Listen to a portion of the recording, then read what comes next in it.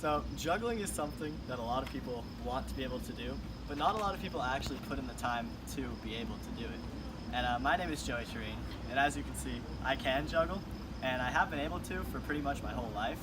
It's one of the first skills that I picked up on. I learned it from my dad at a pretty early age, and ever since then, I've kept it with me and I've been able to juggle ever since, sort of like learning how to ride a bike.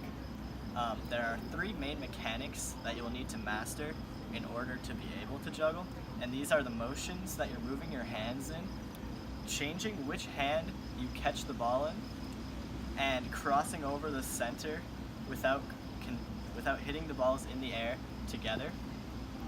And once you master these mechanics, you should be able to juggle pretty fluently, just like I can. There are really not too many materials that you're going to need when juggling. You just need three objects, preferably round and of the same weight.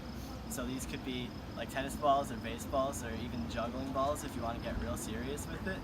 But it could be anything. You know, if you have like a bowl of fruit at your house and you want to juggle some oranges, you could do that if you want. There's really no limits to what you can juggle.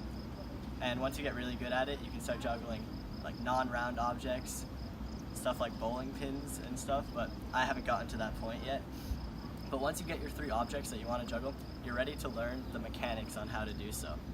So first, what you want to start off by doing is taking one of your objects and just throwing it up in the air while moving your hand in a circular motion like I am right now. This is very important actually, because it is the main motion that you'll be moving your hands in while you're juggling three objects. And once you get comfortable with this in your dominant hand, you can try adding a second ball to your dominant hand, throwing one in the air, rolling the first ball to your fingers, and catching the one that you just threw in your palm like this. So if you watch, just rolling the first one to the front of your hand. And once again, this is also very important because that's what you're going to be doing when you're juggling. If you watch closely, I'm rolling the first ball from my palm to my fingers and catching the second on my palm just like that. So get comfortable with this on your dominant hand and you can move on to step 3, which is throwing that second ball into the air like this and trying to get a repetitive cycle going. Now you're going to be using the same hand motion that you had worked on earlier, and you're going to be tying it in to the motion of rolling the ball from your palm to your fingers, only instead of just leaving it on your fingers, when you go up to catch the first ball that you threw, you're going to throw the second one into the air. So something like this. And this will probably be the step that takes the longest time to master. That's what happened with me, since it requires a lot of hand-eye coordination as well as focus. But if you really apply yourself and you're determined in order to master it, you will be able to pretty quickly. And then once you master the cycle with one hand, you can work on including your non-dominant hand into the mix. So first, start by doing the same mechanics that you just learned on your dominant hand in your non-dominant hand until you can do this relatively comfortably. Now you don't have to be able to do it super fluently because, like I said before, it's not the exact same motions that you'll be doing when you're really juggling. But if you watch, these motions right here, where I'm throwing one ball into the air and catching the other as I do that, are the same motions that I'm doing when I'm regularly juggling. I'm just crossing over the center, which leads to the final step of incorporating it all together to be able to juggle fluently. So, in order to juggle, you need to have at least one ball in the air at all times. This is very important. If you watch, I'm never holding all three at the same time, but there's also never two in the air for a very long period either.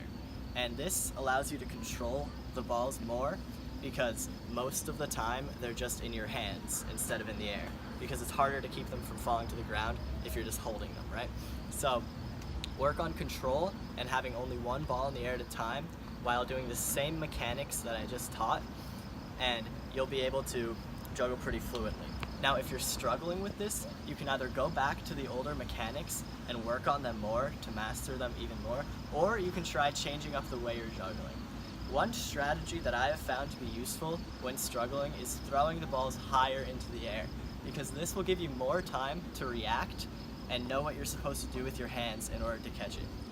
And then as you work on that, you can work slowly down to a regular juggling position, and then even further to low juggling, which takes some practice to get used to. Now, if you're struggling, just repeat these steps over and over again. You probably won't be able to learn it in a day. It might take some time, but if you really dedicate yourself to it, it's a skill that you'll be able to pick up, share with your friends and family, and it really makes yourself proud of yourself for accomplishing something that you set your mind to. And then once you learn it, you should be able to for the rest of your life. It's something like riding a bike.